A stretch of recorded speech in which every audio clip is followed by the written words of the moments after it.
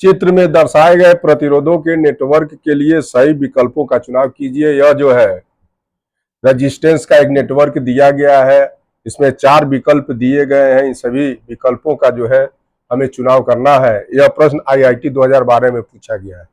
इस सवाल को जो है हम सिमेट्री रूल से आसानी से लगा सकते हैं, क्योंकि यह लाइन इसको 2 बराबर भागों में बांट रही है। यह लाइन सिमेट्री लाइन कहलाएगी, सिमेट्री लाइन है। यह लाइन इसको, इस चित्र को 2 बराबर भागों में बांट रही है। अतः इसका एक हम आसान चित्र इस तरह से बना सकते हैं। इसका आसान चित्र ये 2 ओम, उसके बाद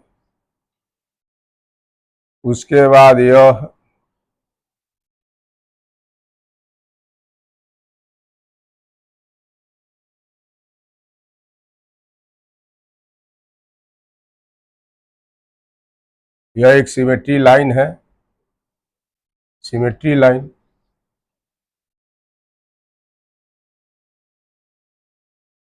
यह पॉइंट ए है, यह 2 ओम है। यह लाइन इसको 2 बराबर भागों में बांट रही है, तो 1 ओम इधर होगा, 1 ओम इधर होगा, तो यह 1 ओम हो जाएगा।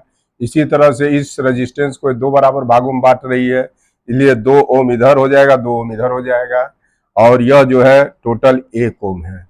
यह जो है 1 ओम है। अब सिमेट्री लाइन पर जितने भी बिंदु होते हैं उनका जो है पोटेंशियल समान होता है। इन दोनों बिंदुओं का पोटेंशियल समान है, अतः इनका पोटेंशियल डिफरेंस जो है 0 के बराबर होगा। अब इसको P मान सकते हैं, इसको Q मान सकते हैं, और यह जो है 4 ओम, इसको R, इसको S मान सकते हैं। तो व्हीट स्टोन सेट के नियम से, व्हीट स्टोन सेतु के नियम से P/Q बराबर R/S। तो P के जगह पर 2 लिख देंगे, 2/Q के जगह पर 1, R के जगह पर 4 और S के जगह पर 2। इसको इससे काट देंगे 2, तो 2 बराबर 2। माने यह व्हीट स्टोन सेतु का एक संतुलित चित्र है। इस बीच वाले रेजिस्टेंस का कोई मतलब नहीं है। इसका एक आसान चित्र और बनाया जा सकता है, यह इस तरह से।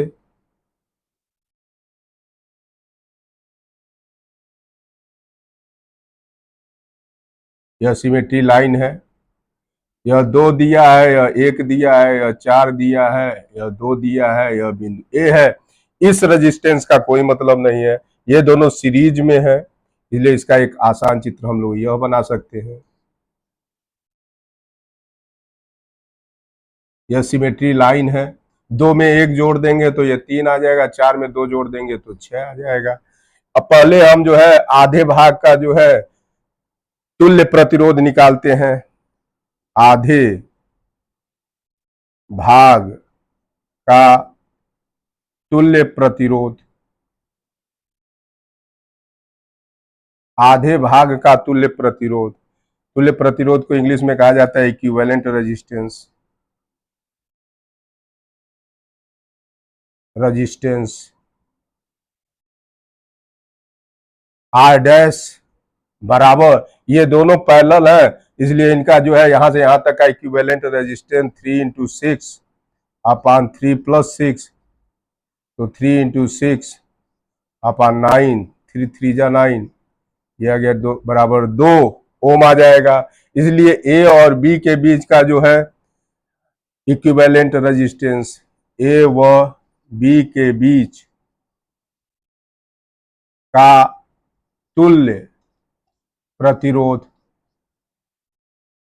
या इसको इक्विवेलेंट रेजिस्टेंस कहते हैं, RAB बराबर इस R डैश का दुगना हो जाएगा 2R डैश बराबर 2 × 2 बराबर 4 ओम हो जाएगा। अतः सेल से प्राप्त धारा, सेल से प्राप्त धारा करंट I1 =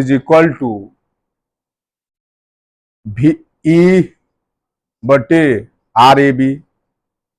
E दिया इसका 12 और RAB आ गया 4, इसको इससे काट देंगे तो 3 एम्पियर आ जाएगा। I1 का मान 3 एम्पियर, ऑप्शन नंबर सेकंड सही है।